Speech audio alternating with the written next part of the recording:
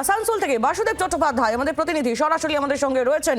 বাসুদেব, জেলায় কি কেমন সাড়া দেখছো যুব সাথী প্রকল্প নিয়ে?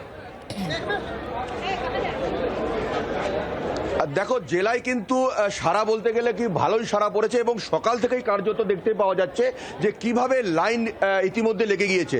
এইদিকে লাইন দেখতে পাওয়া যাচ্ছে যে লাইন কোথায় গিয়ে ঠেকেছে, আবার ঠিক পাশে আরেকটা লাইন রয়েছে সেটাও দেখতে পাওয়া যাচ্ছে যে সেটাও কত দূরে গিয়ে সেই লাইনটা ঠেকেছে। এবং এইখানে দুদিকে টেবিল করা হয়েছে, কারণ ভিড়টা এত পরিমাণ হয়েছে তার ফলে কিন্তু এটা হয়েছে। এবং শুধু আসানসোল নয়, কুলটি কলেজেও কিন্তু ইতিমধ্যেই দেখা যাচ্ছে যে সেখানেও কিন্তু ক্যাম্প হয়েছে।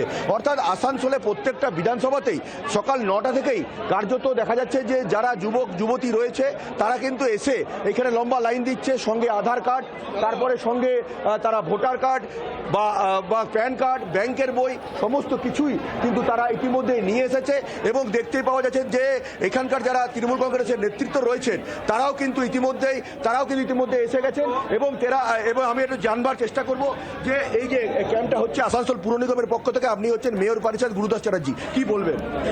দেখুন, আজকে আপনারা মানুষের উৎসাহ দেখে, মানুষের ঢল দেখে নিশ্চয়ই বুঝতে পারছেন যে কোনো এক জায়গায় মমতা ব্যানার্জির উপর মানুষের আস্থা মানুষ রেখেছেন এবং তার জন্য এই ক্যাম্প 12টার সময় ডিএম সাহেব মন্ত্রী এখানে এসে উপস্থিত হবেন।